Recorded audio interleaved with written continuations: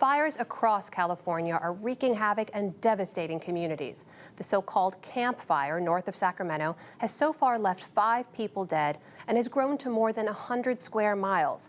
In Southern California, 150,000 people have been ordered to evacuate. William Brangham starts us off.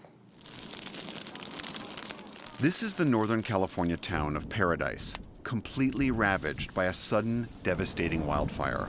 We lost everything, trailers, all our belongings.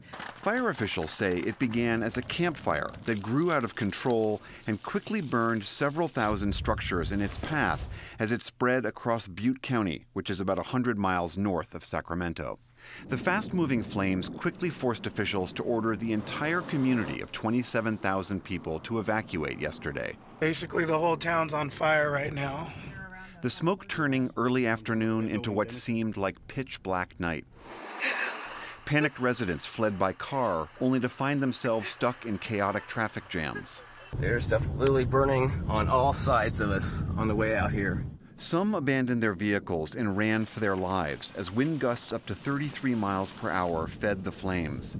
But today, officials said they've already found bodies among the burned-out cars. It looks like the fire came from the east and just came straight through town all the way to the west. Big box stores, McDonald's, Safeway, other subways, buildings, offices all along Clark Road, completely engulfed or gone. Southbound from Feather River Hospital on 10th is all blocked by fire.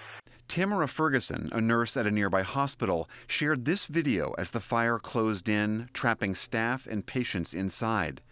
In a Facebook post, she wrote her goodbye to her family and friends. Fortunately, local police were able to evacuate the hospital soon after, rescuing every patient and staffer, including Ferguson. So far, the fires burned more than 70,000 acres, and new evacuations were ordered today. State officials described catastrophic losses and said rescue efforts were ongoing. The magnitude of the destruction that we are seeing is really, again, unbelievable, and fire weather conditions are extreme, and we are seeing it from literally border to border. In Southern California, 60-mile-an-hour gusts from intense Santa Ana winds have fueled what began as 2 small brush fires into fast-moving flames that quickly scorched a combined 20,000 acres. The 2 blazes, the Woolsey and Hill fires, are continuing to tear through forests and communities about 40 miles northwest of Los Angeles. They've burned around 75 homes and forced residents to flee as the flames push toward the Pacific Ocean. Just devastating. What you take for granted every day, being able to come home and rest your head on a bed, it's gone. Just before dawn today, the Woolsey fire jumped a major artery here, Highway 101, forcing new evacuation orders for the entire beachside community of Malibu and its 13,000 residents. We ask that our community members heed our direction and warning, leave early. Each of our communities should be ready to pack up and leave at a moment's notice. Along the border of Ventura and Los Angeles counties, more than 75,000 homes are under evacuation orders. That includes the city of Thousand Oaks, still reeling from the mass shooting where 12 people were killed by a gunman at a local bar on Wednesday night. Today, fire crews tried to put out the flames in what remained of homes. Across the 2 counties, more than 3,000 firefighters are struggling to contain the fires in what's been described as horrific conditions of heavy winds and low humidity.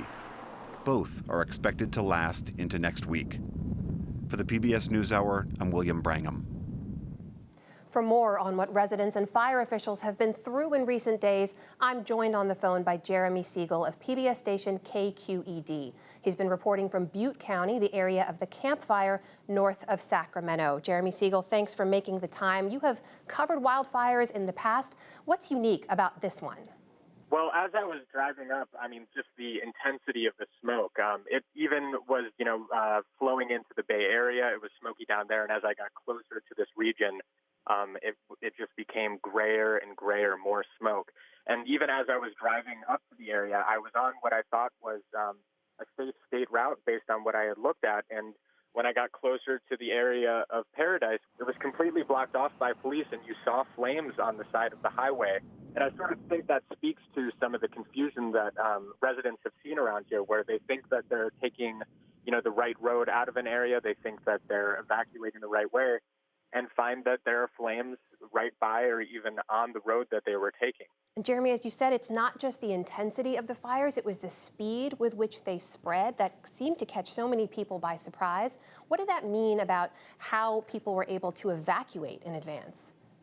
Well, it meant that a lot of people were scared. A lot of people were confused. I spoke to one woman who tried to evacuate. She was following evacuation orders, and as she was driving away from her home in Magalia, which is near the community of Paradise that you've been hearing about a lot of the destruction in, she was driving on the road away from her home, and she got to a point where the road was closed.